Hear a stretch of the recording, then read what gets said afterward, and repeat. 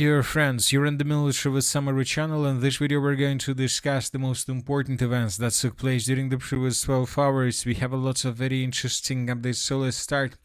And first we're going to talk about London because we have a lot of very interesting updates. According to information we have, the United Kingdom is developing a new ballistic missile Nightfall for Ukraine. According to The Sun, the United Kingdom government announced the launch of Project Nightfall to develop a ballistic missile for Ukraine. This information is contained in an official press release. According to the stated specifications, the missile will have a range of over 500 kilometers and be equipped with a 200 kilogram high explosive fragmentation warhead. So one important thing, if the UK authorities announce that they're going to develop this missile for Ukraine, most likely the missile has been already developed. And if we calculate the distance between, let's say, the northeastern part of the Chernigov region or the northern part of the Sumy region and the city of Moscow, then you might see that the distance between these 2 points is less than 500 kilometers, which means that the United Kingdom either have already developed or about to develop a missile that will be able to get the city of Moscow, which means that we are going to see another round of escalation between the Russian Federation and the European countries. Now let's return back to Ukraine. According to information we have, during the previous 24 hours, the Russians carried out another massive drone attack. The Russians didn't use hundreds of drones, dozens of missiles. According to pro-Ukrainian sources, just 156 drones were used by the Russians, and the Russians were attacking the city of Kyiv and the Odessa region. The sources reported that the Russians destroyed or attacked several military objects and several objects of energy infrastructure. The situation in the energy sector is very difficult. According to information we have, yesterday Ukrainian sources reported that tomorrow, which means today, January 12th, power outage schedules and power restrictions will be applied in all regions of Ukraine. Another important thing is that Russians attacked the Odessa region with drones. So we have a very interesting article. Explosions and gunfire were held in Odessa overnight as an attack. Geraint drones targeted critical infrastructure facilities. Local authorities reported damage to infrastructure sites. In the evening, Ukrainian official warned of possible emergency power outages in Odessa district, including the city itself. The reason is damage to the grid following attacks and the risk of overload which the energy system may not be able to withstand. And this is the video from the city of Odessa itself. This video was made during the night between the 11th and the 12th of January 2026, and here we can see how Russians were attacking the city with drones. Here we can't see anything probably, but we can hear the sounds of gunfire when most likely Ukrainians were trying to bring down Russia's drones that were flying in this direction. Another important thing, during the previous 12 hours, pro-Russian sources published 2 videos of how they were attacking vessels through the Odessa port infrastructure. So this is a very important video. This is the first episode. In this video we can see how the Russians attacked a vessel that was located on the territory of the Odessa port, and the second vessel, or maybe this is the same vessel, but the second strike took place in the Black Sea itself. So as you can see, the Russians began attacking the territory of the city of Odessa and Odessa infrastructure just with regular drones, which are very cheap. They don't need to use the Geraint drones, they don't need to use missiles, which are more or less expensive in comparison with these regular drones. And this is a very important step from the Russian side, because now most likely the Russians will attack the Odessa infrastructure much more often. Especially the Russians will try to attack vessels, as many as possible. At the same time, we received a very interesting video from the Caspian Sea. This video was published by pro-Ukrainian sources, and here we can see how Ukrainians with FPV drones and with regular drones were attacking the critical infrastructure of the Russian Federation. So the Russians are using these constructions to get oil, and as you can see, the Ukrainians were attacking these constructions with drones. Currently, it's unknown whether the Ukrainians managed to deal a critical damage to these constructions, but obviously this is a very, very bad sign for the Russians, because this is obviously not the last attack. Most likely Ukrainians will continue attacking this infrastructure with the purpose to reduce profits and to reduce income for Russia when selling oil. So this is the situation. Now let's discuss the situation on the ground, and first let's talk about the Zaporozhye direction. The Russians are getting closer and closer to the city of Zaporozhye itself, and during the previous 12 hours we received lots of very important updates. So this is the video that was published from the area of the settlement of Shiroka. The Russians once again used the same type of drone they used to attack vessels in the Black Sea, and here we can see how the Russians destroyed a radar around the settlement by the name of Shiroka. The distance between the edge positions of the armed force of the Russian Federation and the radar itself, let's say in the area of the river of Gaichul, is more than 50 kilometers, so which is a very huge distance. In the Zaporozhye, in the western Zaporozhye direction, the Russians during the previous 12 hours managed to improve their position significantly. So this is the situation by the end of the 11th of January, and this is the situation by the beginning of the 12th of January.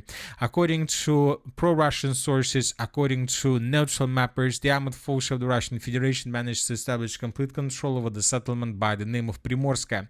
So we believe that in coming days, or maybe in coming hours, the Minister of Defense of the Russian Federation will confirm this information. And now the Russians, as we discussed during the previous video, are tasked and are focused to establish complete control over several settlements on the way towards the village of Kamyshevaha. We are talking about the settlements of Pavlovka, Novoyakovlevka, Zapasnaya, Novoboykovska, and Magdalinovka. So this territory is the primary target for the armed force of the Russian Federation. The Ukrainians are trying to stabilize the situation by sending additional reinforcements and reserves, but the problem is that there is a river of Konskaya. This is the river of Kinska, and there are just several places where Ukrainians are able to cross the river. In this video we can see how Ukrainians were trying to send additional vehicle with reinforcements and reserves, but the vehicle was destroyed on the way towards the line of combat contact. So as of now it's very difficult for Ukrainian side to cross the river of Konska and to bring additional reinforcements in this area, which means that the Russians most likely will be able to take under complete control the territory to the south of the river of Konska with less resistance from the Ukrainian side. At the same time, a very important piece of news is coming from the settlement of Kushum. Today, pro-Ukrainian sources reported that they began evacuation of the settlement, and it's not just the settlement somewhere in the Zaporozhye direction. This is already the Zaporozhye agglomeration. This is already a part of the Zaporozhye agglomeration. So this is the city of Zaporozhye, and if we go smoothly to the south, we won't see any gaps. We will first answer the settlement of Balabina, so there is no, let's say, barrier, no border, and no gaps between the city of Zaporozhye and the settlement of Balabina. And then we can see that the settlement of Balabina answers smoothly the settlement of Kushum. So basically the Ukrainians began evacuation from the city of Zaporozhye itself. The Russians are very close to the Zaporozhye agglomeration, and for example to the central part of the settlement that is being evacuated, just less than 10 kilometers. Telling the truth, I'm not sure whether the Russians are going to cross the river of Konska, because this is going to be a very difficult task for the armed force of the Russian Federation. Maybe they will cross the river, but not today, not tomorrow, and not within a month. Most likely first Russians will try to establish complete control over the city of Orekhov and over these territories, and only then maybe the Russians will try to do this. As for the eastern Zaporozhye direction, during the next 24 hours, we expect additional changes on the ground, but as for the previous 12 hours, we haven't received anything special. Just several pro-Russian sources confirmed that the settlement of Priluki was taken by the armed force of the Russian Federation under complete control. Maybe today the Minister of Defense of the Russian Federation will confirm this information as well. As for the Dobropolye direction, during the previous 12 hours, small changes were recorded to the north of the settlement of Udachne. Pro-Ukrainian sources published the video of how they were attacking with FPV drones Russian soldiers in this area. So based on this video, based on episodes during this video, we have adjusted the map in this area. Most likely the Russians managed to establish complete control over the mine of Pokrovskaya. As for the Dobropolye direction, as for the area around the city of Pokrovsk, today for the first time since the beginning of the battle for the city of Pokrovsk, pro-Ukrainian sources confirmed that indeed the Russians managed to improve their position significantly. And according even to pro-Ukrainian sources, there are less and less gray zone in this area, and that the gray zone is turning over the territory under complete control of the armed forces of the Russian Federation. As for the Konstantinovka direction, during the previous night, we received a report that Russians managed to improve their position significantly in the central part of the city around the railway station. Pro-Ukrainian sources published a video where we might see lots of episodes of how they were attacking Russians in different parts of the Konstantinovka agglomeration, and one of the episodes took place exactly at this point. So based on this video, we have adjusted the map. So this is the situation by the end of the 11th of January, and this is the beginning of the 12th of January. The Russians, as you can see, have a very strong control over the southeastern part of the settlement, and the Russians continue expanding their zone of control. As for the Liman and direction, during the previous 12 hours, probably the most important update was published by pro-Ukrainian sources. According to them, the Russians indeed managed to improve their position significantly, and as you can see, pro-Ukrainian sources expanded a gray zone. They haven't colored these territories as the territories under control of the armed forces of the Russian Federation. They're just trying to tell us that the Russians launched an offensive operation in this area with the purpose, first of all, to encircle the contingent of the armed forces of Ukraine on the territory of the village of Stavki and to answer the northern part of the city of Liman. Furthermore, pro-Ukrainian sources confirmed that Russians managed to improve their position significantly in the northern part of the settlement of Drobusheva. The gray zone was expanded in this area as well. As for the Kupiansk direction, during the previous 12 hours, we haven't received anything special. As for the northern directions, the most important updates are coming from the area of the settlement of Yunakivka. Today, pro-Ukrainian sources also expanded a gray zone in this area, and now the Ukrainian sources are trying to tell us that the Russians are tasked to establish complete control over the territory by the name of the village of Satki. So now the Russians are tasked to establish complete control over the territory between the border and huge Sumy forest. We're talking about this forest around the village of Satki, and the Russians, according to pro-Ukrainian sources, began moving right exactly in this direction. So most likely in coming days, the heaviest clashes are going to take place exactly in this area.